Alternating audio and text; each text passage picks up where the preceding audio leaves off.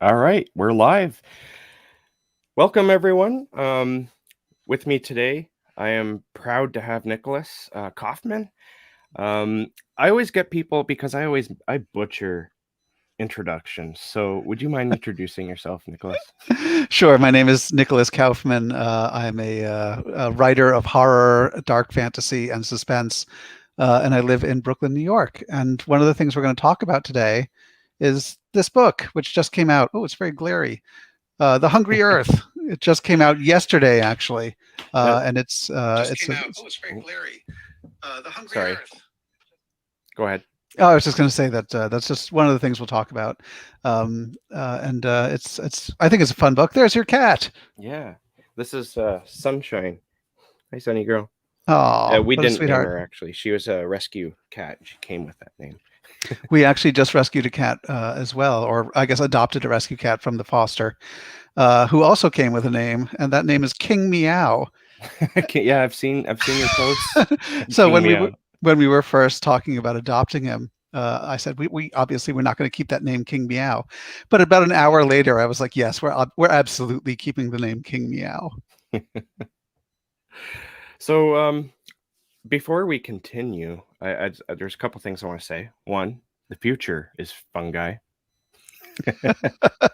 and also I want to thank I want to thank Daniel Brom. I don't know if he's listening at all, but I want to thank Daniel for putting me in contact with you. You're the second guy he's put me in contact with, and Oh, okay. that's pretty awesome. So thank you, Yeah, Daniel. yeah. I thank Daniel as well. He's been a friend for more years than I can count, and he was helping me with some ideas on how to promote the Hungry Earth, and he recommended that I get on your radar. Well, I'm glad he did because I had a lot of fun reading your book. We'll get to that in a Great. minute, though. Um, just want to kind of shoot the shit just a little bit just to get people in. But this is like an evergreen thing, so it doesn't matter if people come now; they will come later. Of course. It's Um, funny. I was actually just on a radio show on Sunday, an FCC mandated radio show. And one of the one rules was we weren't allowed to swear because of the FCC. oh yeah, So when you said shoot the shit just now, like my heart, like, oh. he swore. Yeah, I love YouTube because you can swear. Even if I monetize this later, you can have a little bit of swearing. They don't Yeah, want like good. every second word being an F bomb or anything like that, but No, no, this isn't like the Rob Zombie podcast. yeah. So about an hour before this live stream here, I put it I put like a shout out on Twitter, just saying, we're going live in an hour. Come join in if you can. Mm. And I found it kind of funny at Jeff Strand. I said I was going to do this. Jeff Strand replied to that, and he said, "Just remember to nod a lot and say things like, 'Sure, Nick. That's very nice, Nick.' And oh, how interesting, Nick. Yeah, There will be rough moments, but we all know that you can do this." yeah. I had a good chuckle at that. It Thank made you, me think Jeff. that you guys are probably good friends and you like to rib each other every so often. I've never met Jeff in my life. No, I'm Like, who kidding. is this guy? I've known Jeff again, like Daniel. I hesitate to guess how many years. And we actually co-host the annual roast at a convention called Nikon every summer. And as I said on Twitter, also, he has a lot of experience humoring me. So Yeah.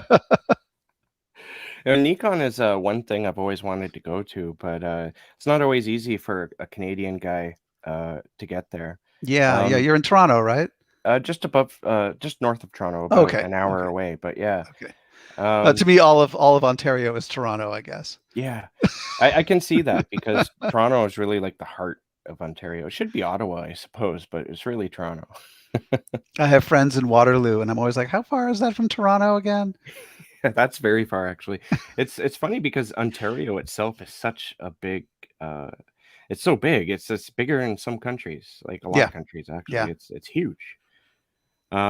So yesterday was the big release day for the Hungry Earth. that's So right. how did it go? Did it It go well? went pretty well, I think. It's hard to judge. Uh, the best you can really do from home is sort of just check your Amazon rankings and your Barnes and Noble rankings and stuff, and there were respectable numbers. But I guess we'll see as reviews come in how well it's being received. I hope it's being received well. I know it's gotten some very positive advance reviews from readers who picked it up off of NetGalley. So we'll see. You know, I really hope this finds an audience because it was so much fun to write. It's a character that that will be recurring. Like this is the first in a projected series of what I'm calling science thrillers, but what everyone else is calling horror. Well, you know what? It works both ways, especially Yeah. with this book. Because when it first starts, you get the idea that this is a thriller, a science thriller, as you mentioned. It just has that feel to it. But then the horror comes, and the horror is very interesting. I want to talk about the monster, so to speak, in a little bit. But I want to talk just a little bit more about the release day. I was wondering, what do you go through mentally during release day? Is this like a It's stressful thing for you? Is it it's enjoyable? morning to night obsession, Yeah, no which is doubt. probably not the healthiest way to deal with this. But yeah, I mean, I was home. Obviously, I've been home since March of 2020. Um, but all I could do was just stare at my phone. Like, are people talking about it? You know, where's the Amazon ranking now? Yeah, I did I appeared on a friend's blog, Randy Dawn's blog, had 13 questions with me that went live on yesterday as well. And so I was looking at that, like, are there any comments? Like, how can I tell how many people? It's yeah. ridiculously obsessive. It's not what I would recommend. I would actually No, recommend people find some other thing to do yeah, on their release day. What I used to do on release days before the pandemic, and when I if the book was going to be in bookstores, I would visit all my local bookstores, and I would go and I would sign their stock for them. very Um, cool. but in New York, unfortunately, for a lot of those years, the only local bookstores were Barnes and Noble. So I would go to a lot of Barnes and Nobles across Brooklyn and Manhattan and sign stock for them, which was, you know, more an ego boost, I think, than any actual help for sales. Well, I know exactly what that's like because not from book releases. I've only had two, and they both went absolutely nowhere. That's, But you know, 9 out of 10 writers have that exact same story, including me. yeah, but with my YouTube channel, there's very similar. There's a very strong similarity. I'm constantly obsessing over the stats because if you want to improve, you have to know where your what's succeeding and what's not. And Yeah. every video, you're constantly looking to see how it's doing. And do you think though that this is kind of hard on your mentality and Yeah, perhaps you absolutely. yeah like issues with anxiety and depression? I think it's particularly hard for YouTube hosts like yourself, because pretty much every time you log into YouTube, don't you get like a dashboard that tells you exactly how many people Yeah, have we do looked at have your? that. I mean, Yeah, that's got to be crazy making if the numbers aren't satisfying. yeah, and Um, also there's an app that I have on my phone that's specifically detailed towards the stats. There's actually 2 or 3 apps, and I have them all. But, I think if you ignore the stats, then you kinda have to obsess over them, even though it can be damaging. I find when it's too yeah, damaging, you have to take a break, and I do of that. I do course. that regularly. But you have to know where, if you wanna go any like, you know what I mean? Like, if you wanna improve, you Yeah, have to know yeah. where Well, you're making especially when mistakes and you're stuff. making different kinds of content, as you do, and as a lot of YouTube content creators do. You want to know what's resonating with your audience and what isn't, what's growing your Exactly. audience and what isn't. Yes. So, I wanna Hopefully, this thank will grow your audience. Fingers crossed. you know what? I do I don't care if it does or not. I do care ultimately, but Yeah, I do things that like I've been doing a lot of gay pride stuff on my channel, live streams and whatnot. The last one I did with Haley Piper didn't hurt my channel, but I did one before it during June, the Gay which is Pride Pride Month. Month. Yeah. At the end of it, I did one and I lost like 10 subscribers. And Wow. there's a stat that shows you for each video if you gained subscribers or if you lost See, subscribers. that's So got I to be know. crazy making also. Yeah. That's just got to drive you nuts. Like I know people who do that on Twitter and maybe Facebook also. They have some kind of app that tells you whenever somebody has unfriended you. Why would you want to know that? Yeah. Why would you ever want to keep track of that? It would just Yeah. drive me crazy. Well, it pissed me off and made me want to do a gay pride thing once a month, because that shows me that there's obviously room for growth within Yeah. humanity still.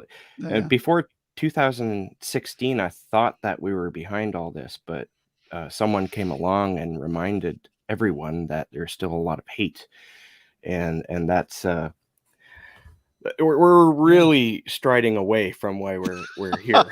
I know, I know. I understand what you're getting at, though, and there's a fine line between, and I'm going to swear now, so luckily there's no FCC. There's a fine line between fuck them, I want to do what I'm going to do, Hmm. and I wouldn't be doing this if I didn't want an audience. I wouldn't be making a YouTube video or writing a book if I didn't want somebody to watch or to read what I'm Hmm. creating. So Yeah, it's a tough balance, but I think in the end you have to, if you're going to be happy, you have to follow your heart rather than the algorithm, you know? for sure, for sure. Now, the Hungry Earth. Mm. I want to thank you for sending me an advanced ebook, Oh, yes, of because course. I thoroughly enjoyed my time reading Hungry Earth. Thank you. It was incredibly fun, and it came at a point of time in my life talking about you know depression and anxiety. I'm currently going through some personal stuff regarding medication and weight loss, and Mm. I was in a high state of anxiety and depression, tapering off a medication, and your book came right at that time when I needed something fun, Oh, good. and I'm so so glad. it helped me through that period of time, Oh, I'm so glad, Jason. That's amazing. and I really enjoyed the characters. I think out of, well, the fungi. We're gonna get to the fungi, but the characters, that was my favorite part, because I am a little bit obsessed with fungi because it's such a Oh, okay. weird and Oh, fascinating yeah. thing. But the Oh, yeah. characters were my second favorite part of this book, because they felt very real, and you're also able to put into this book characters that are really fun to hate. Like Sean. Yeah, Sean. But I had to chuckle because the first one was Melanie. Oh, I had to yes. chuckle at her because it's like, holy cow, every community that I've lived in has had a Melanie. For those who are listening at home and haven't read the book yet, Melanie is sort of the nosy neighbor of Yeah, the main character and who's she's very strict on certain she's things. very strict on all the homeowners association stuff. She leaves handwritten passive aggressive notes in the main character's mailbox And she's out about there with her measuring stick measuring the grass. Raj, and she's in the book. There's a scene where she actually sort of harangues Laura about her garbage bins being too close to the sidewalk or something like that. And Yeah, in the yeah. middle of all this emergency, this is what's on her mind. You mentioned Sean Hilton. He was another great character to hate because, well, he's very timely, honestly. We were just kind of talking, brushing over lightly over these types of people. But I found that your villains have an interesting complication to them. They lack empathy, they're greedy, they have a willingness to throw people under the bus in order to save either themselves or their ideals. And I found that the traits like these were also a part of the main villain, the real villain, the monster, so to speak. Um, so I was wondering, despite that, though, I want to mention also that they all have very much their own. They're all very much their own entity and their own person. They were all separate. You could tell them apart. They're all very Thank real. you, thank you. So I was wondering, how exactly do you tackle creating characters, not just the villains, but all characters? Because there were good, there are qualities to the good guys too. Like I would say that everyone had a sort of gray area, and especially like on the good. How do you create characters? Well, tackling the villains first. Nothing is more frightening to me than a lack of empathy, Hmm. um, because it means those people can't be relied on if you need help. Yes. So a lack of empathy and selfishness, all the things that you mentioned, are frightening to me when I see them in real life, or at the very least, or they make me angry, or they make me sad, or whatever. They definitely pull out negative emotions, um, and that's what I wanted to do. I love the idea of sympathetic villains, Hmm. but that wasn't what I needed for this particular book. Yeah, this I Um, don't think it, well, I guess it could have worked, but it really wasn't the point of the I story. think if we had delved into Sean's backstory more, I could have made him a little bit more sympathetic, but I didn't want him to be. I wanted him to be exactly what he is, which is a greedy land developer. And all he cares about is the bottom line. All he cares about is making money for himself and his company. And there are real people who are like this. So I don't feel like this was a terrible stretch or anything. No. But he comes to town. He comes to Sakima, New York, which is where this takes place, which is a fictional town in the Hudson Valley.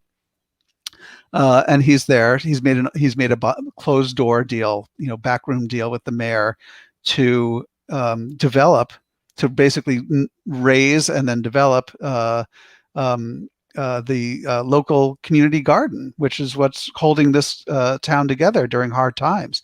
And so everyone is against it, but the mayor has made this deal without consulting the people, and that also is real. That happens all the time. It certainly happens a lot here in New York City, where I live, where I can't tell you how many community gardens we've lost in Brooklyn to just developers who just want to throw up a 5-story building or something and make as much money as they can off of it. And they've actually destroyed something that is integral to the community in order to do that.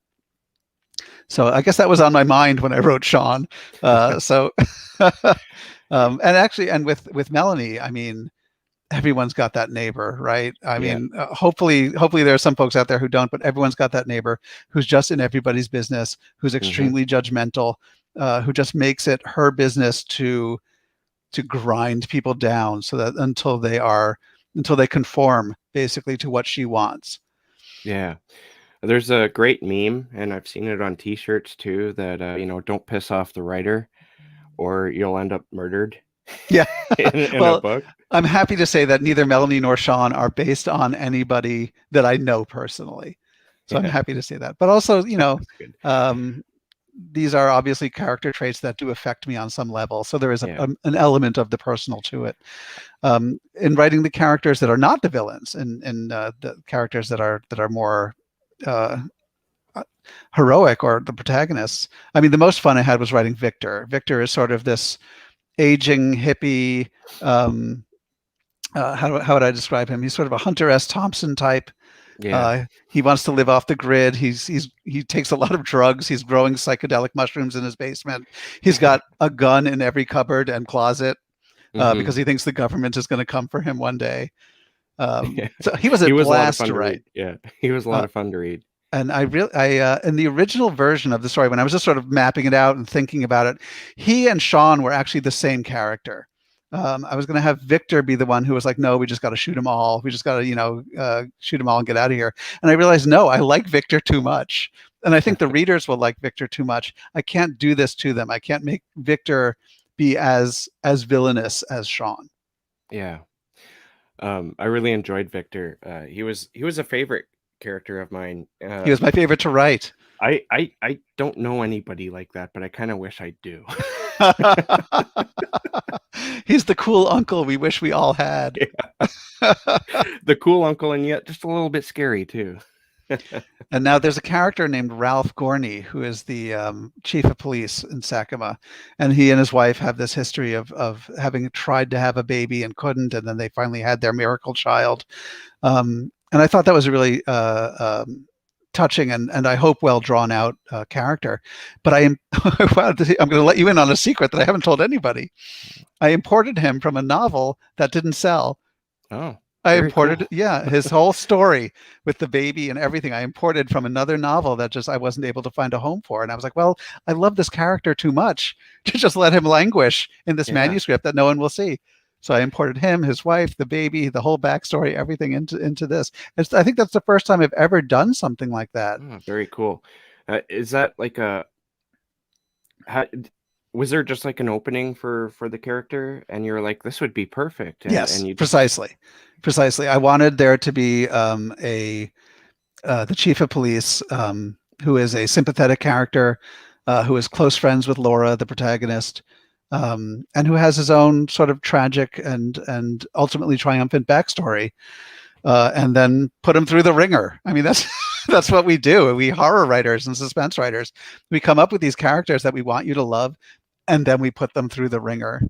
Yeah, and you do that pretty well. um, in this story. That Thank there's one thing I you. wanted to ask about the. I found that there's a great progression in the Hungry Earth, and I was wondering how were you able to not only maintain what I found was a great pacing, Thank but you. not only maintain it, but to keep escalating it as you did. That definitely comes with experience. Um, the first novel I ever wrote was actually a sort of action adventure novel, and it was in a House series called Gabriel Hunt, the Gabriel Hunt series. So I wrote the third book in that series, which was called Hunt at World's End. And it was originally published under the house name of Gabriel Hunt. And then when it was reprinted by another house, they finally put my name on the cover. So that was cool. Mhm. Um, but that was all action. That was all set piece after set piece after set piece. It was modeled on sort of the Indiana Jones movies.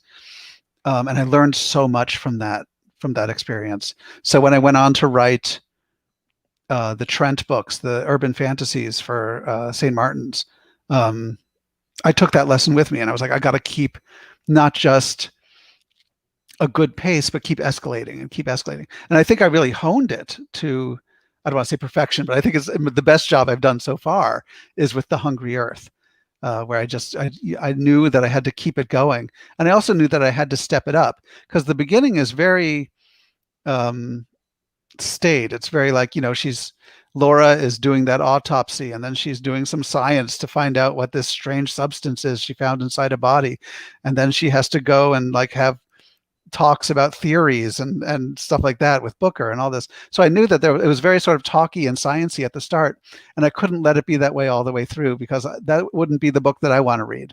I Mhm. like books that move quickly. So I decided that we've got to keep things moving. We've got to step it up every so often, uh, to the point where it really feels like to the reader and to the characters, there's no way out. There's no way out of this. There's no way we're going to survive this. Yeah. Um, and then take it from there. I mean, so I thank you for telling me that I did a good job with that. Well, that was, I guess, another favorite part of my book was how it just kept.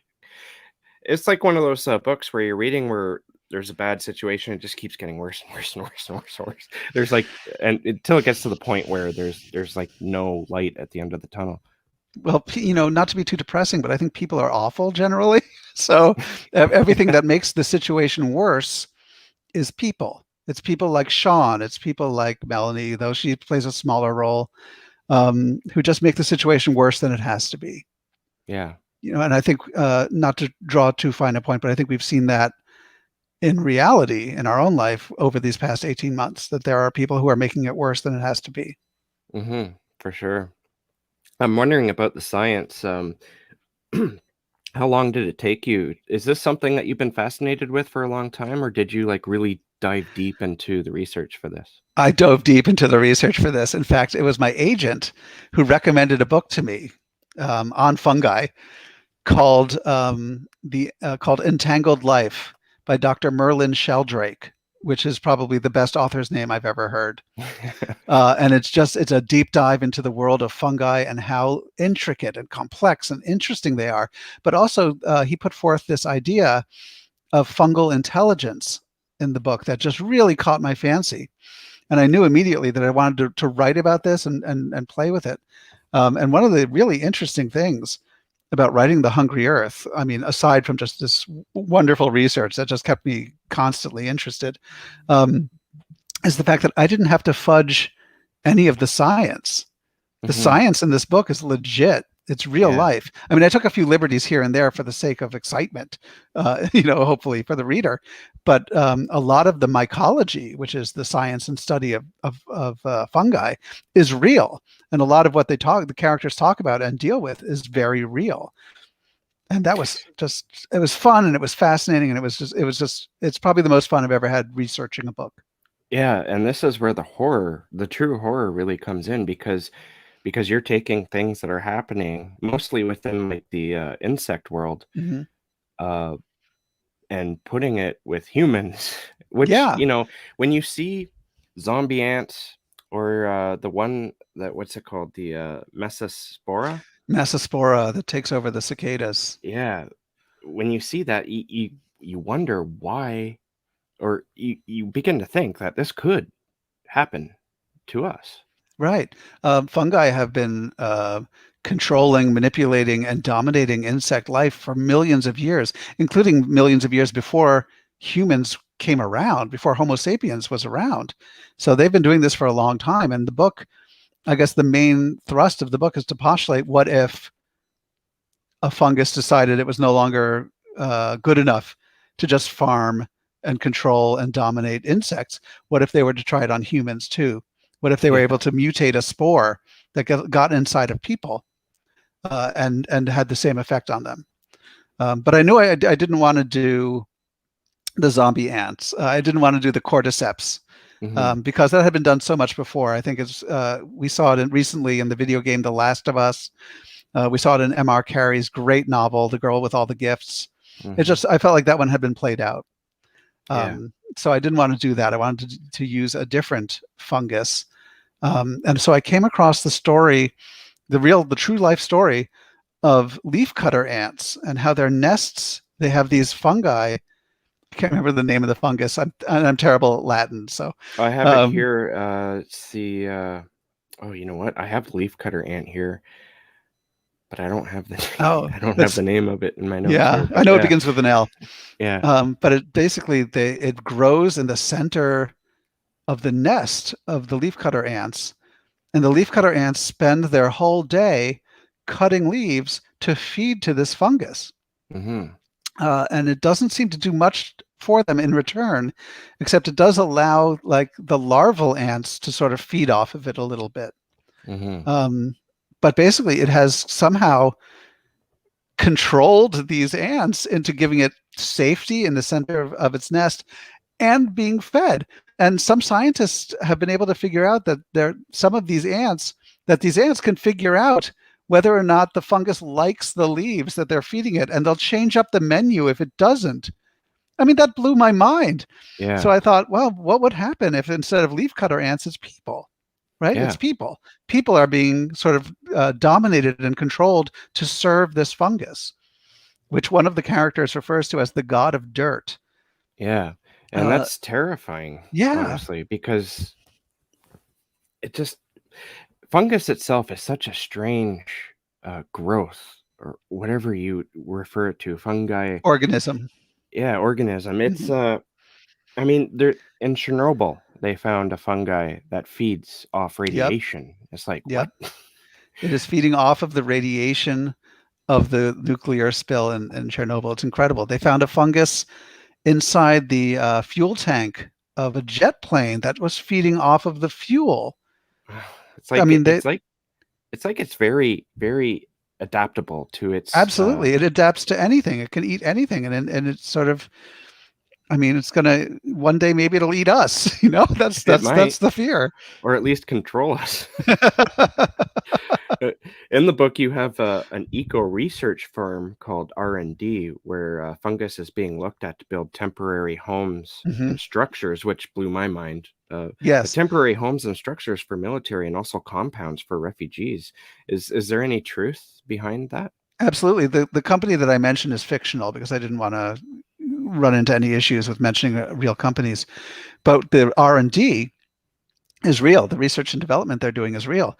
Everything from immunosuppressant drugs to these temporary structures that you mentioned, they're all being researched and developed by these companies out of fungus, out of fungal material. So that in particular with these structures, they stay erect until they're no longer needed, and then they break down because they're organic. Right. So you can build these temporary housing for refugees or soldiers or whatever. And when you no longer need it, it's not garbage anymore. You know, it's not something that's left over as pollution. It breaks down and rejoins the ecosystem, which is absolutely fascinating. There's a lot that people are doing with fungus right now that I had no idea until I was researching. In fact, one of the weirdest things I discovered, I'm a Diet Coke addict. I've been drinking Diet Coke for my entire life. My whole family's addicted to Diet Coke. There was a time where I would actually drink 2 liters of Diet Coke a day. Ouch. Like the bottle a day. The only water I got was when I brushed my teeth. It was crazy. But the citric acid in Diet Coke from fungus, developed from fungus. It's incredible. It's It's wild. like fungus is a part of life, honestly, because it's everywhere. By the way, if you had told me even just 2 years ago that I would get this excited talking about fungus, I wouldn't know what to say to you. Well, once I learned about the zombie ants, I was like, what? It's like, no, this is scary. It is scary. Some of the fungus is very scary. You mentioned Massospora before. Mm-hmm. And that's really crazy. They're the ones who sort of latch onto the cicadas when they come out of the earth. Yeah. The cicadas are in a larval form. I think it's called nymph form, in the ground for something like 17 to 19 years. Yeah. And when they finally crawl out to get that, that one look at the sun, some of them get infected by Massospora spores that take them over. They flood the cicada's brain with psilocybin, which is the drug that makes mushrooms psychedelic, to sort of keep them docile, but also so that they're not aware of the horror that is about to happen to them. Because once the Massospora takes over, it like grows through and takes over their body, it does terrible things to them. The back end of the cicada drops off, including its genitalia, and is replaced by this white plug of Massospora spores, which the cicada then sprinkles all around as it flies around. It sprinkles it on the other cicadas so that it all happens again to them. It's insane. Yeah. It's disgusting. And you kind of use that, as you mentioned, as the basis for what's going on with the humans in this. And I found this actually more terrifying than the zombie ants, because the zombie ants, from what I've looked into, don't really do much. They just die. They just crawl up, and they just start. They crawl get up like that thing go through their head, and that's it, right? Yeah, but a mushroom grows out of their skull, and that's the end of it. Yeah, but there's like almost like an intention behind it. It is, yeah, and that's one of the things that in the Merlin Sheldrake book that was really about fungal intelligence. Like, there's good fungal intelligence too. There's like, fungi can connect trees underground and make sure everyone's getting the right amount of nutrients. But there's this sort of darker side to fungal intelligence, which is, I'm going to take over this insect entirely, mutate its body, or not even mutilate its body, and turn it into this. One scientist called it a flying salt shaker of death, where they just fly around and they shake the spores onto everything else.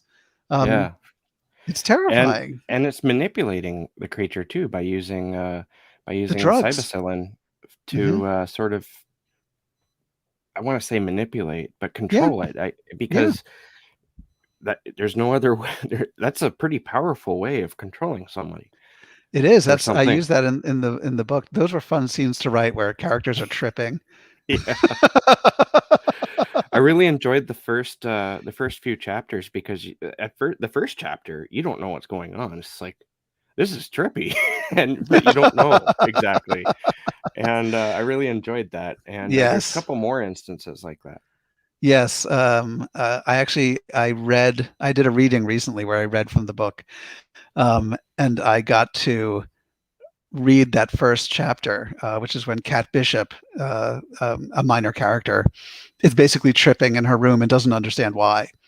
And the audience really loved it, and we're just having a blast with it. I couldn't read there's like another scene where another character is tripping, but that one is so overtly sexual that I wasn't able to read that in the public reading.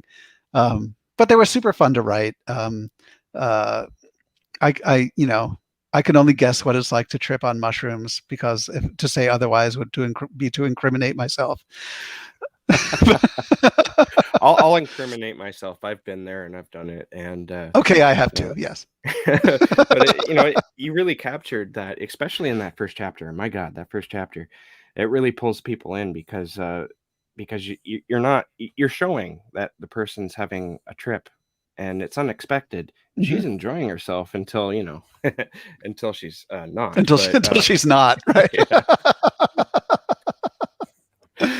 But it's a trip in itself. I was not expecting that at all. But I went into this book completely blind. So when she starts tripping out, I'm like, what the hell is going on here? Right. Well, it's the first line of the book is about how the skin has come off of her Yeah, arm and all yeah. this That's stuff. like a great first sentence too. Thank you, thank you. It was drilled into my head somewhere along the way that a really strong first sentence will hook a reader. So Yeah, I she try to peels make it off as the what I skin can. of her Yeah, forearm and her hand like like a a glove. like an opera glove, right? Yeah.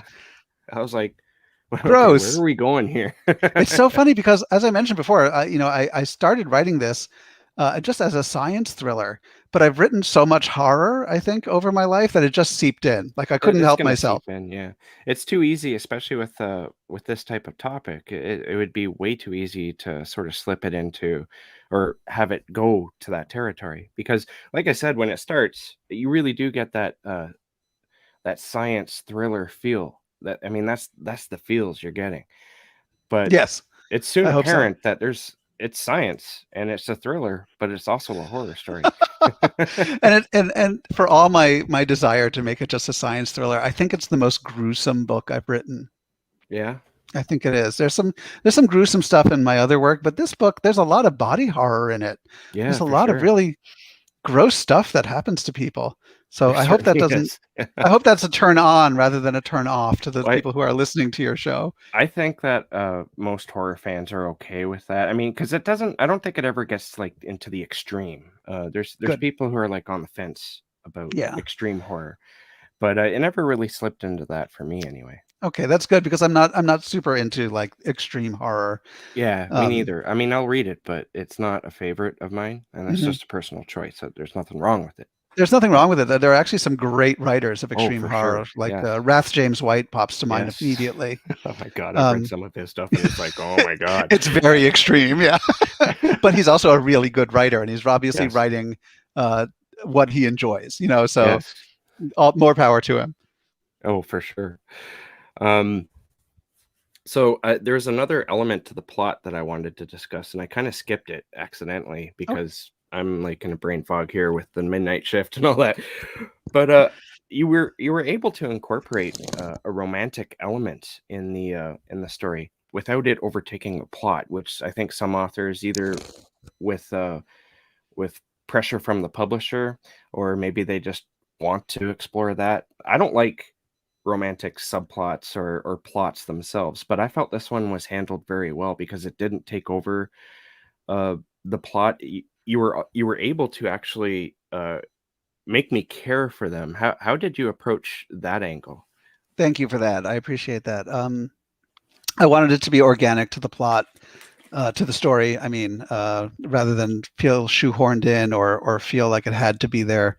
I think it very much helped that these characters have a background, like a history with each other already. Laura and her ex-boyfriend Booker, who she winds up sort of getting to help her with the investigation.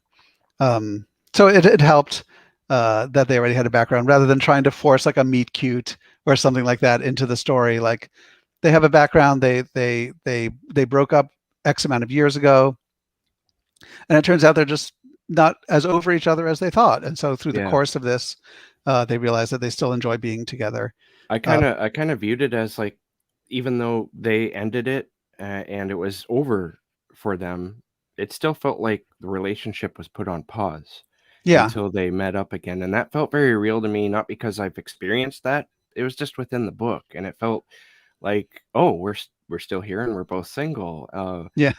and we both very much care for each other still. I really enjoyed that because, like I Thank said, you. it didn't hijack the plot by any means whatsoever, and that's typically when a romantic element will annoy me. Well, thank you. It was important to me that it not hijack the plot, and it was important to me that it was very organic to the story. Um, and I think another thing that helped was that when they broke up in the past, before the novel, no one was really to blame. It's not like he cheated on her or she's a drunk or whatever. Like no one was to Yeah. blame. It was just the way life just sort of got in the way. He had an opportunity and he had to follow it to the other side of the country, and they just wound up breaking up. But now they're back together. They realize they still have feelings for each other. A lot of it feels sort of their relationship feels unresolved, Yeah. and that pulls them back together. And I like they didn't just like immediately go to each other.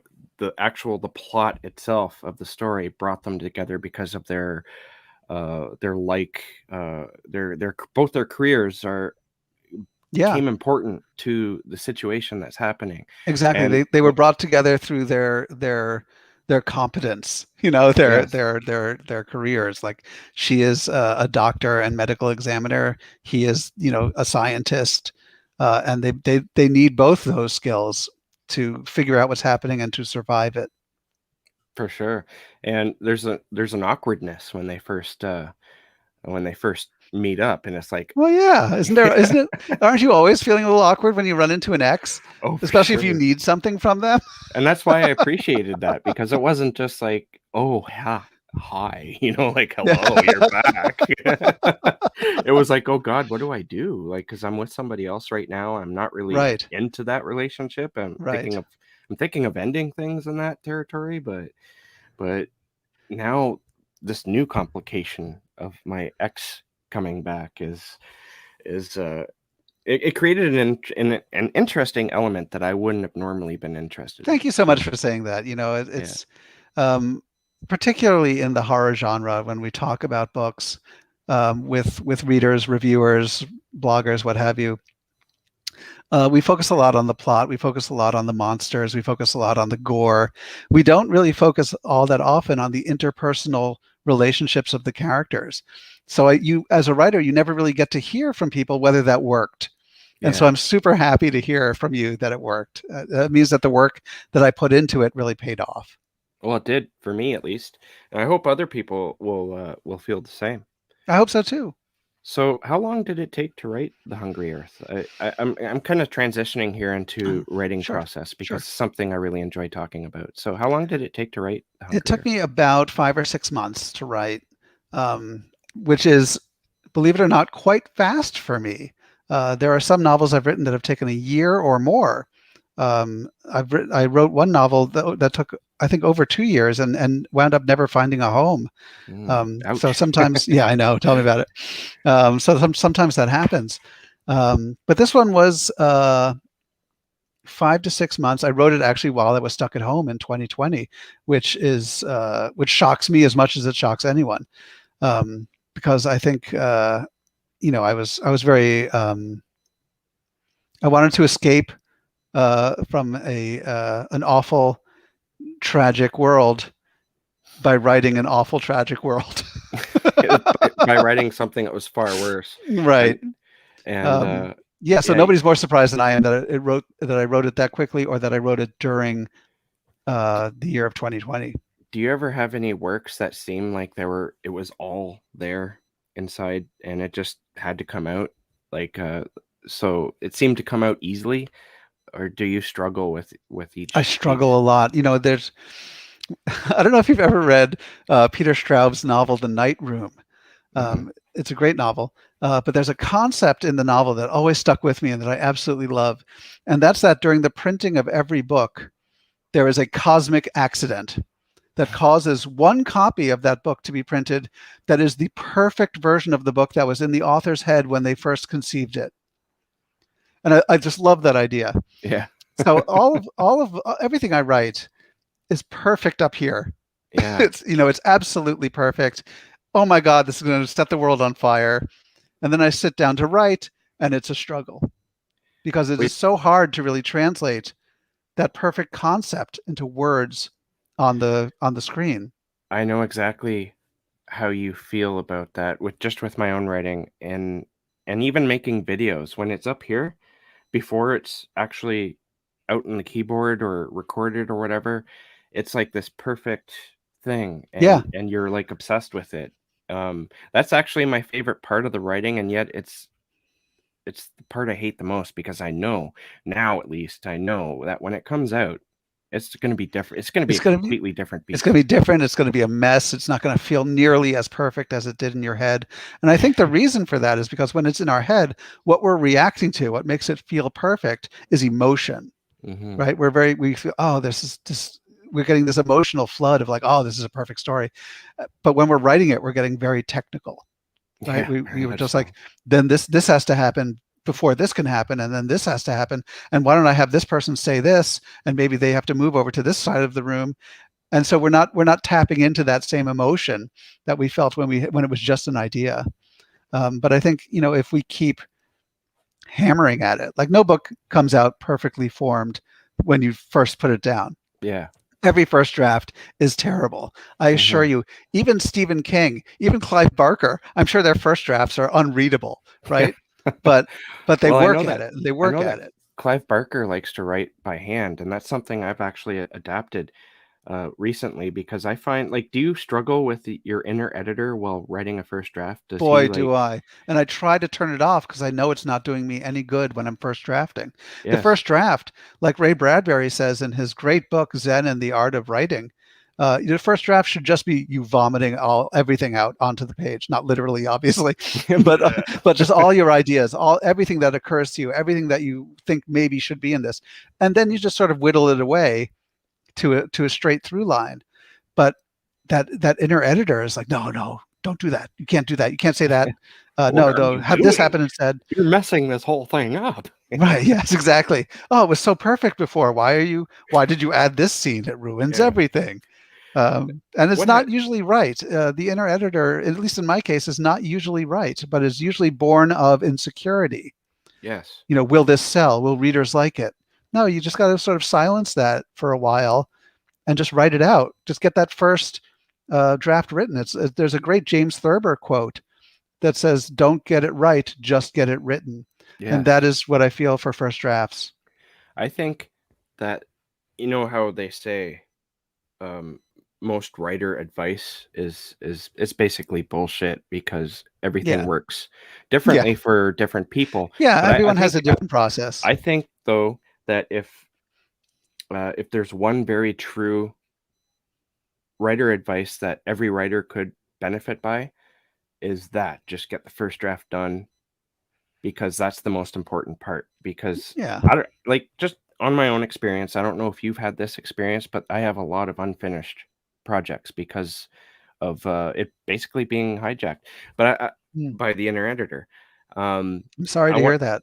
No, that's fine. It's something I'm getting over, something I struggle with, but I know I'm not alone, and this YouTube journey has taught me that, because I talk to writers on this thing. Hmm. I used to on the Darkness Dwells podcast too, but I never really talked about this type of stuff back then. But it's something that I've learned over the years, that it doesn't matter where the writer is in their career, how popular they are or how unpopular they are. A lot of writers suffer from the same thing, and that's imposter syndrome. Absolutely. Yeah. There's that feeling like I, a new book is coming out from a publisher. I fooled them again, right? Like, one day these publishers are going to wise up and realize my books are terrible and no one likes them, right? Yeah, Of course, I think we all feel that. yeah, But if I can just pop back for a second to what you were saying about not finishing projects, this was a very difficult lesson for me to learn, but I had to learn it. And that's that you have to finish, no matter what you're writing, you have to finish it, because you can't sell a half-finished story. You can't sell a yeah. half-finished novel.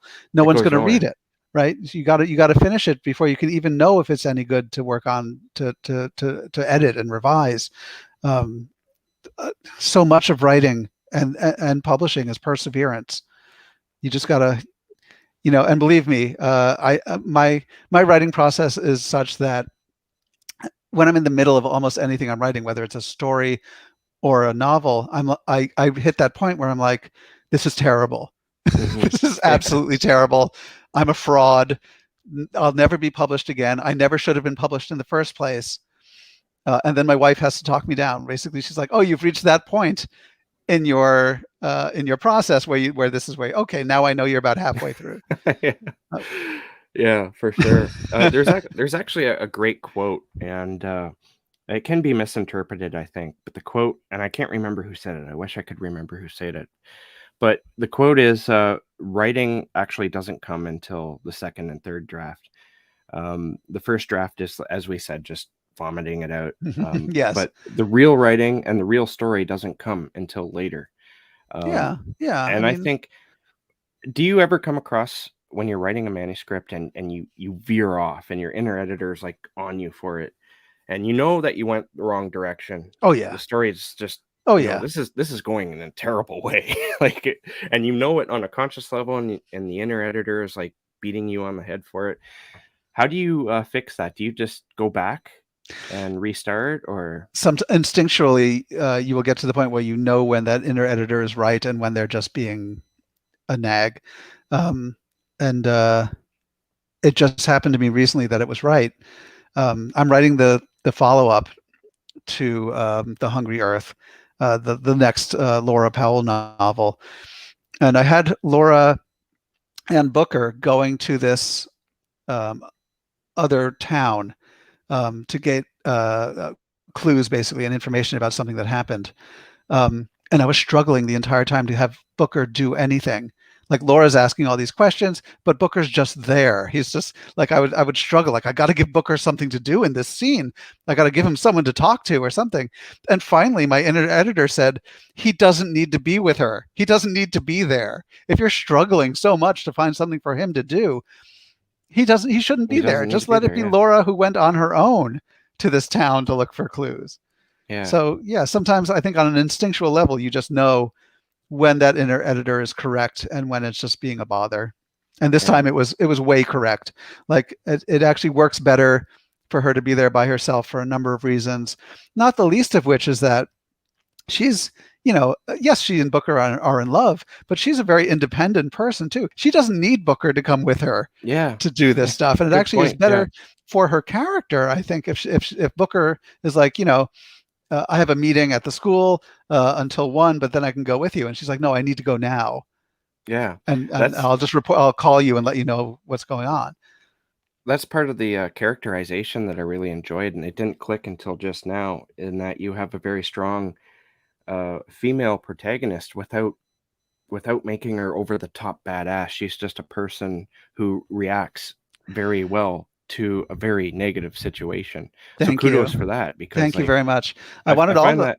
I wanted Go all ahead. the good guys to be strong characters. I think Booker's a pretty strong character Oh, too. he is for sure. I think he's a very supportive character as well. And I think Victor is just the most fun. So, Yeah. Well, well, there's a situation in the novel. I don't want to give anything away, but there is mhm. an interesting situation in the Hungry Earth that happens where Booker and Laura are kind of they don't agree on something that's going on, and it's more to do with like uh, the moral issues Mhm. of what to Mhm. do, Yeah. and I really enjoyed that because it makes the reader think that as well, and Well, yeah. I mean, neither one of them is wrong. I side with Laura on that moral issue, but I totally understand where Booker is coming from. mhm, Like sometimes you got to do what you got to do. Um, and I wanted to show that even couples who respect each other and have a very good relationship can disagree about something and not have it be like huge drama, not have it be, oh, now they're going to break up, right? mhm. I didn't want to do that. I actually worked too hard to get Laura and Booker together in this novel to break them up. So Yeah. it's funny. I'm going to let you in on a little inside baseball here.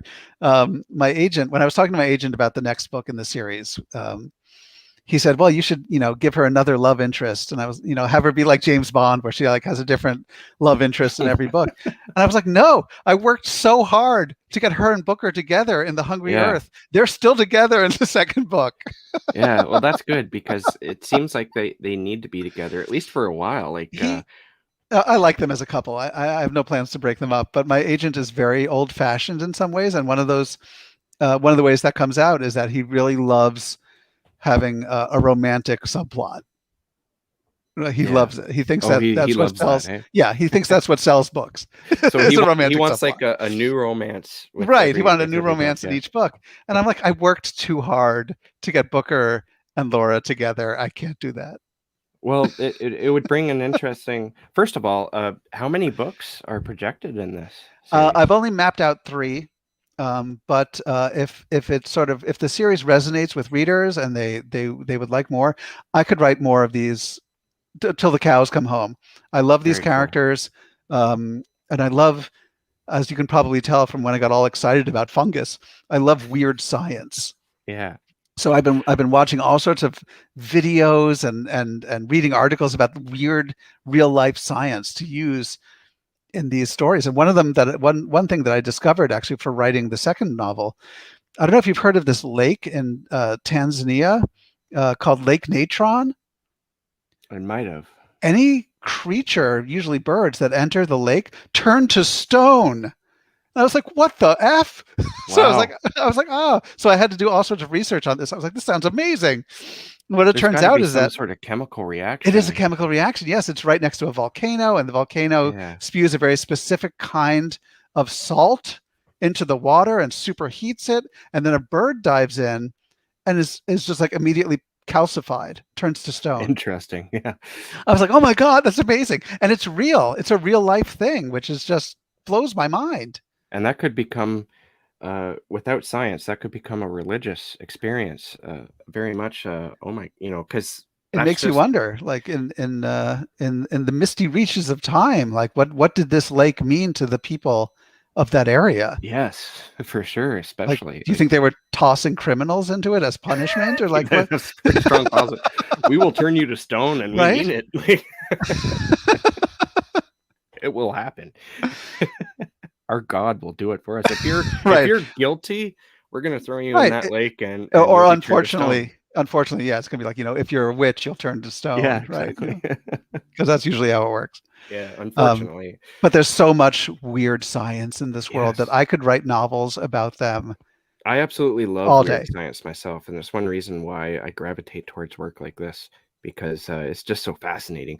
I think just not knowing the exact details just yet because science doesn't know everything about fungi yet. Uh, Yeah, there's no way to measure fungal intelligence because they don't have a brain. They don't have yeah. a central nervous system, but they have this sort of they have an intelligence. Like, so there's this concept with the dumb name of the wood wide web, which is basically fungus, which is, you probably know this already. Fungus is not the mushroom. Fungus is a underground Hmm. organism. The mushroom is really just the fruiting body that it uses for reproduction. So the Hmm. fungus is actually just a layer of filaments, basically called hyphae. But it connects all of these trees at the roots, and it barters with the trees for nutrients. It says, I need this nutrient from you, and in return, I will deliver this much nutrient to you. And the way that they know that it's bartering rather than just an automatic system is that sometimes other trees will offer more. And so, And they leave. They're like, all right, so that's a then better they deal. say, well, later to this tree, I'm going to go to that tree now and give it the nutrients it needs in return for the extra things that it's giving me. Yeah, that's It's fascinating. All wild. that is so It fascinating. is. It absolutely is. And it's the most alien life form I can think of this side of like an octopus, right? Like it's so unlike us and unlike any other organism. And yet it's more prevalent than we think it is. It's everywhere. Yeah. In fact, the largest land organism right now is a honey fungus in Oregon that covers Hmm. something like 2,000 acres. It's Yeah. all underground and it's just connecting this forest. And there used to be a lot more of that in the earth, that type of fungus, like where you'd have actual plateaus beneath the earth of like land masses and whatnot. And there's also what is it? The proto Prototaxities. yeah, Oh prototaxities. my God, that blew my mind when I found that out. I wish those still existed. 'Cause that So that would be fascinating. for those listening, the prototaxides. Okay, so 470 million years ago, which is hundreds of millions of years before mankind or Homo sapiens ever existed, the largest organism on land was a 28-meter tall pillar of fungus called the Prototaxides. No, 28 feet, not 28 meters. Yeah, it's like they grow way up into the sky like pillars. Yeah, there were enormous pillars of fungus. This was at a time when most life on Earth was still in the water and still not very complex. But you had these giant pillars of fungus all over the land, and they were the largest organisms on land that were already complex life forms, complex organisms. And that just blew my mind. I had no idea. When I think of fungus. I think of mushrooms growing around, Yeah, the bottom of a tree or something.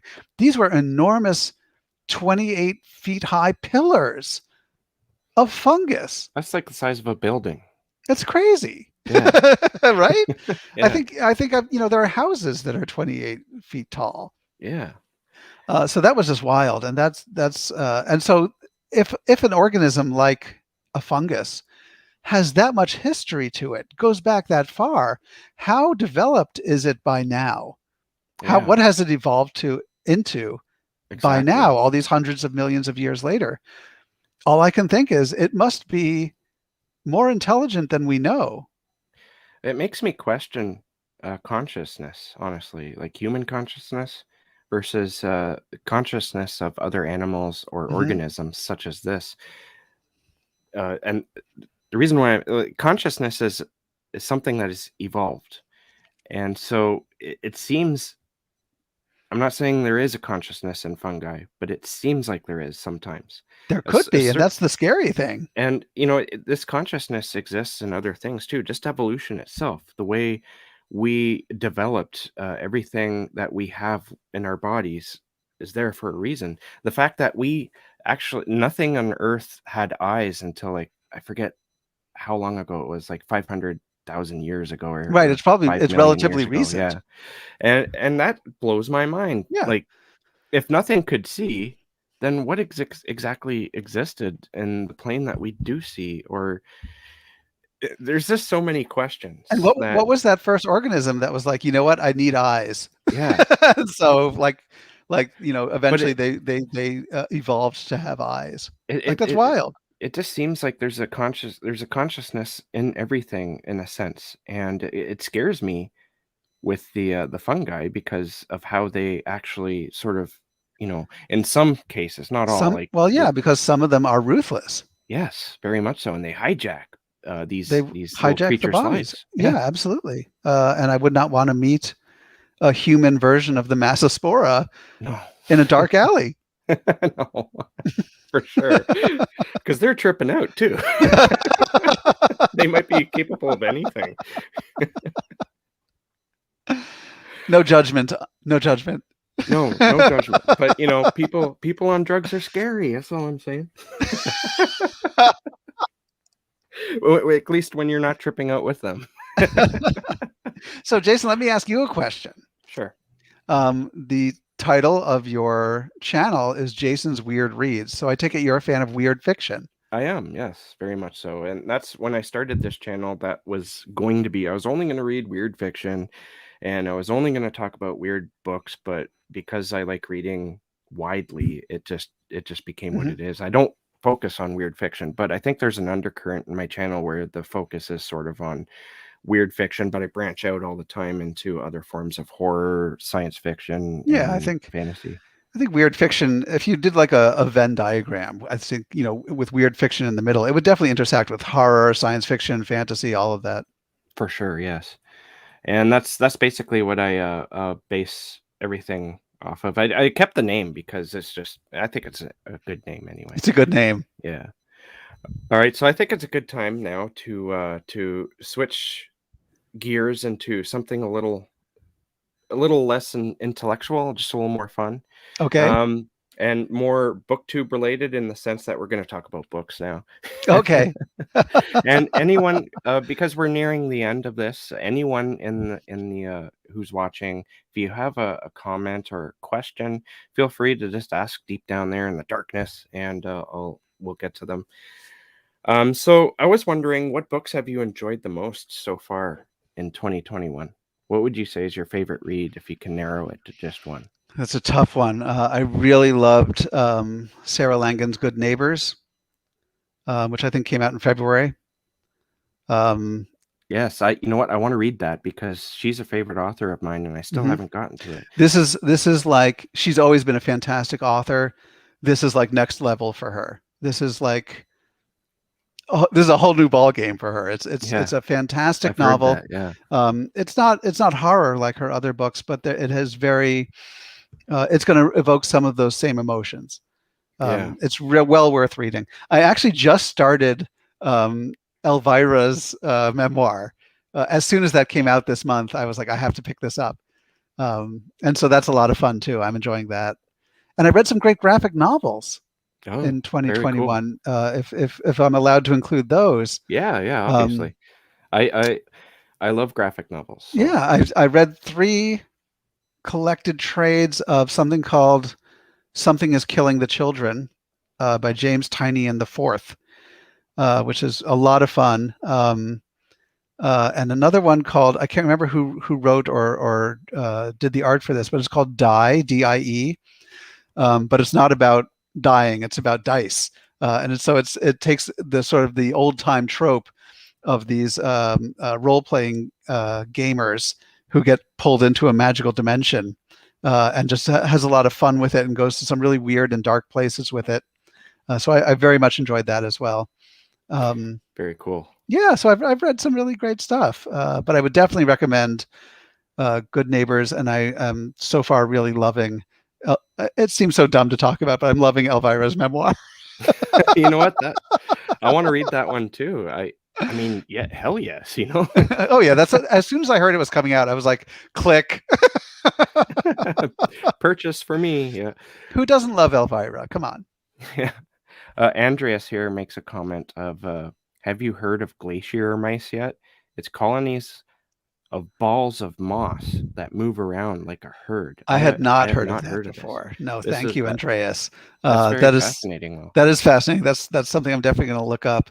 And it's always nice to meet somebody who has some weird science knowledge that they want to impart, because this world we live in is so much weirder than we think. Yeah, for sure. Um, Star R says the evolution of eyes, major steps. The Keeler Lecture, 2017. Uh, Century of Keeler Star, LTD. you're way ahead of the game here. Yeah, and I guess that video goes into the why and how of eyes. Amazing. That lecture, which is Thank you, Star. because it was Haley Piper's book, I think, Queen of Teeth.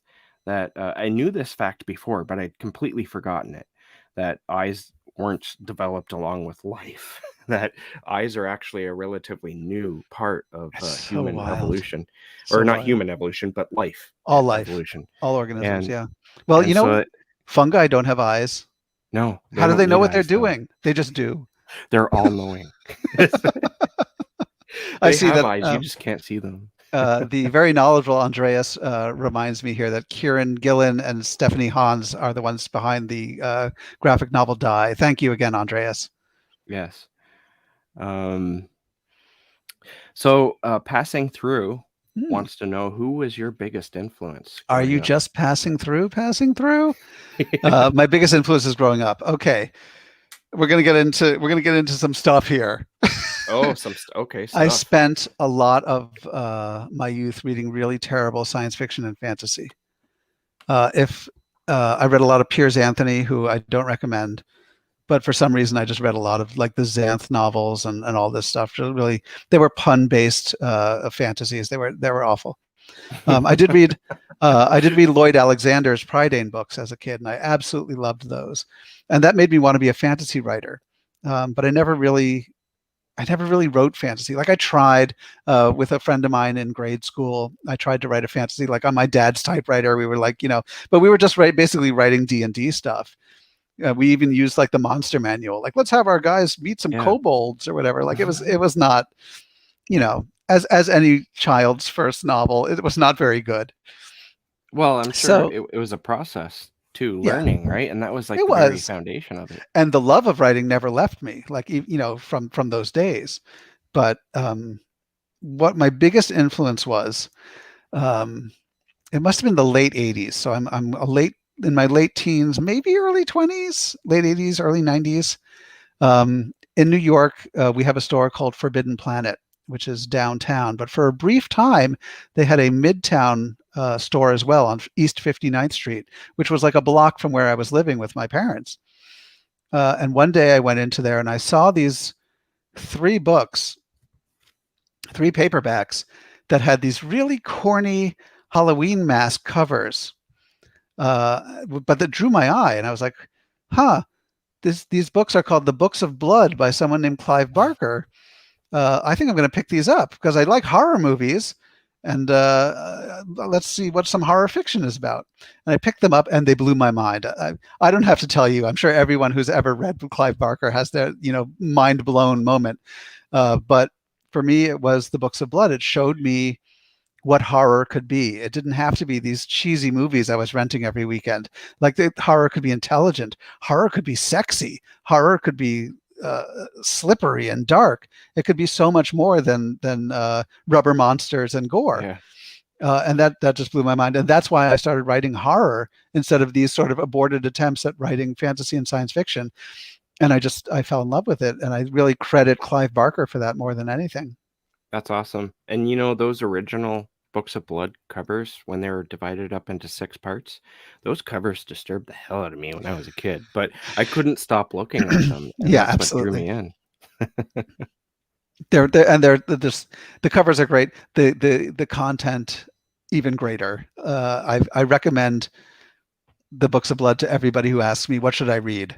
Yeah, for sure.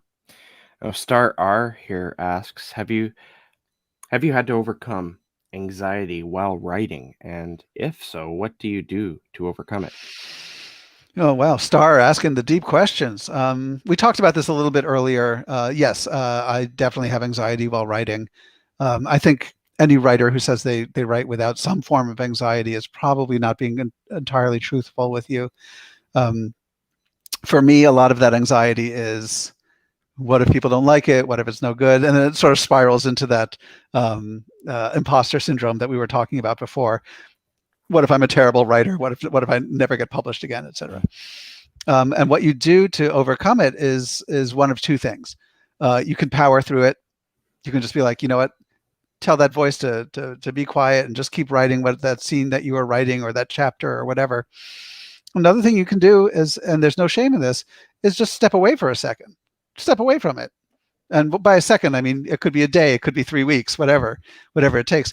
I strongly believe you must go back and finish what you start, but it's okay to take a break from it if it's making you nutso. So I mean, that happened to me also with something I was writing recently, where like, we were talking about this actually a little bit before we actually started the live program. After 17 months at home during the pandemic, I hit a wall. And I just couldn't write anymore. I just hit a wall, and I was like, "Blah, I can't." And I stepped away from it for like 3 weeks, and it was really beneficial to my sanity. So those are the two choices that I think work best for me: powering through, which I've done, or stepping away for a small amount of time, which I've also done. But I would caution that everybody is different. And everybody's process is different, and the way that their brains work is different. So you might find a way to overcome anxiety while writing that's different from mine. And if you do, and if it works, keep it. God bless. Yeah, definitely know when to take a break, but always, I would say, always go back to it. This is basically just going over what you said, but powering through has a lot of benefits to it because it teaches you not to give up, and persistence is a really strong element to getting just a story done. Absolutely. Persistence is where it's at for writing anything. And if you're on a deadline, I mean, sometimes you just really do. You have to power through. Yeah, you just have to. You don't have a choice. And you can just worry about the prose not being 100% later, but you just power through. Yeah. So who are writers that you would say you're most excited about who are working today? Excellent question. Grady Hendrix, Paul Tremblay, Josh Malerman, Sarah Langan. Who else? Oh, Stephen Graham Jones. I've never read anything by Stephen Graham Jones that didn't blow me away. Yeah. Yeah, there's lots out there. There's so much. I don't know if you've ever read the short stories of Simon Stranzis. I think he's great. Yes. I talked to him actually on the Darkness Dwells podcast. Great, good. Yeah, I think he is really someone that more people need to discover. Livia Llewellyn, great writer. Nadia Balkan, I think she's producing some really great stuff. Yeah, these are writers that I get excited about. Awesome. So speaking of advice and bad versus good advice for writers, what would you say as your experience has taught you is what would advice would you give to a new writer who's maybe coming to you and saying, "What do I do?" Run. Seriously, I would say I would talk about how persistence is very important, and there's going to be a lot of roadblocks. There are going to be a lot of times when you are ready to give it up, or you just doubt your own abilities as a writer. And I would say just keep at it. I strongly believe that every word you write makes you a better writer, even if that word gets deleted later. Because you just persistence. And again, I would tell people to finish what they start, because you can't sell half a novel, you can't sell half a story, and also don't be afraid to send it out there when it is finished. Nobody's going to come knocking on your door and say, "Hey, you got a story for me? Hey, you got a novel for me?" They need you to send it to them. So Speaking of like knocking on the door with a story, um, I've noticed. I don't think it lasted very long, but there was a weird trend that was going on around Twitter and probably Facebook too. I'm not on Facebook all that often, but I saw it on Twitter where people would say, "I have a short story that's about this and that. Is anyone interested in purchasing it?" Have you seen that at all? I have not, but I try not to spend too much time on social media. Yeah, Um, that's kind of a weird angle I found, but I've it's very some strange. I wonder if it's worked. I wonder if anyone has actually sold I a story that way. I can't see it working, I can't honestly. either, to be honest. But I mean, if anyone out there knows, leave a comment about a story that was successfully sold that way. I've only seen it a couple of times, but some well-known writers have done it, and I don't know if they were maybe mocking something. So it's possible they were just mocking something. I don't know.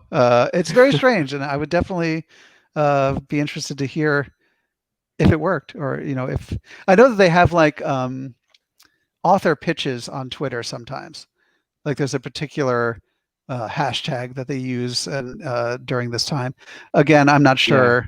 I'm not sure how well that's it more of an works. event, though, right? Like, Yeah, that's an yeah, event. I got my agent the way that they always told you that you would get an agent, which is just querying and then sending them what they ask for. And then if they like it, they ask for more. And if they don't like it, they don't. yeah, That's how we were always taught it was going to go. And it's how it worked for me. yeah. It's interesting, but like I said, I just can't see it working. I know. It would be nice if it did, though. I mean, I don't think that's how publishing works. I don't no, think I mean somebody, maybe an agent or an editor was like, "Oh, this does sound interesting. Maybe I'll ask them to send a couple of chapters or something." But I've never heard a story that in the publishing world where they were like where that was the origin of a book getting published. yeah. It just, yeah, it's weird. But it, like I said, it only happened for maybe 2 or 3 tweets within like a week or 2 span. So I don't know if maybe there was just somebody who was new to the whole thing who was trying that out, and then these other writers were mocking them, or if they're I doubt honest it. attempts. I don't know. Maybe it was also an event like those author these agent pitches. Maybe it Maybe, was yeah. also an event. They were like, hey, try and sell your stories on Twitter event. I don't know. Yeah. I don't know. Um, that's never how I've done it. That's never how any author I know has done it. Yeah. So The Hungry Earth, I didn't know. I mean, actually this book does have a serial feel to it, that I didn't put in my notes, but reflecting on it now, it's like, yeah, this could definitely be a series. And Oh, thank you. I'm glad to learn that it is going to be a series. So I'm wondering, is there a projection at all into uh, the next release for this series at all? What do you mean by projection? Like in release dates, like is there Oh, any idea of when book 2 might come out? no, probably next year, but that would require me to write it a little bit faster. So hopefully, let's say hopefully next year, or worst case scenario the year after. Excellent. Now, do you have any other releases that you would like to talk about that you can talk about? Yeah, I had an original short story come out in a charity anthology just this month, or actually I think it was last month, called "Giving the Devil His Due." It raises money for um, the Pixel Project's anti-violence against women activities. So that's a brand new story in there, and it's for a great cause. And I have another story coming out in Daryl Schweitzer put together an anthology of sort of Lovecraftian stories called Shadows Out of Time. And I have a story that's coming out in that. And that should be by the end of this year or sometime next year. It was Very cool. delayed by, I guess, various pandemic things. So that hopefully will be out soon, because I like that story a lot too. That one involves the Migo. I don't know how if you remember the Migo from Lovecraft. They're the fungi from Yugoth. So we're back to fungi, I guess. See, the fungi situation here has been of interest for a very long time. I guess so. And for even longer, I've been putting mushrooms on my pizza. So we'll see if that continues now. You might second guess it now. I know, because one thing, I'm going to leave you with a very creepy thought, but that maybe will prevent me from putting mushrooms on my pizza anymore. But it is believed, because there are certain genetic. Let me start over. On a deep genetic level, fungi and humans have more in common than fungi and plants. Right. So it's believed that at some distant, way back, a zillion years ago, fungi and animals might have come from the same common ancestor, which means that even though we're different kingdoms in nature, fungi and human beings could be related, which is super weird. So that's always that makes me wonder now if I should put mushrooms on my pizza anymore. Well, if you think about it this way, if we're related to fungi, then it doesn't matter. And then I guess it also doesn't matter if they take us over, right? Because it's just all in the family. It's probably going to happen anyway. You're just speeding up the process, basically. All right, so I think that does it. Thank you very much for coming on the show, Jason. Thank you so much for having me. This was amazing. I really had a good time. Yeah, me too. Before we go, where can readers connect with you online? Woo! I love this cover, by the way. Yes, I'm sorry that there's a glare. I'm going to try and figure a way out. You just reached a booktuber's dilemma. I'm sure. Every time you're trying to show the book, there's a glare. You're like, oh, there's a glare. This cover was done by David Dodd at Crossroad Press. He did a fantastic job. Yes, it's awesome. Beautiful. So yeah, people can find me on Facebook. They can find me on Twitter. Or go to my website, www.nicholaskaufmann.com. Make sure you put that second N at the end of Kaufmann. It's there just to annoy everybody. And if you go to Nicholas Kaufmann with one N.com, I don't know what you'll find. Maybe cat pictures or something. But cat pictures are good. I'm also on like Goodreads and BookBub and all that stuff. So if you want to find me there too, that's cool. Excellent. Well, thank you so much for joining me. And I want to thank everyone who came out and asked questions. And, yeah, the questions were great, you guys. Yeah. Thank you so much. It was a very intelligent conversation I found on all aspects. Thank you. Ours and in the comments too. So yeah.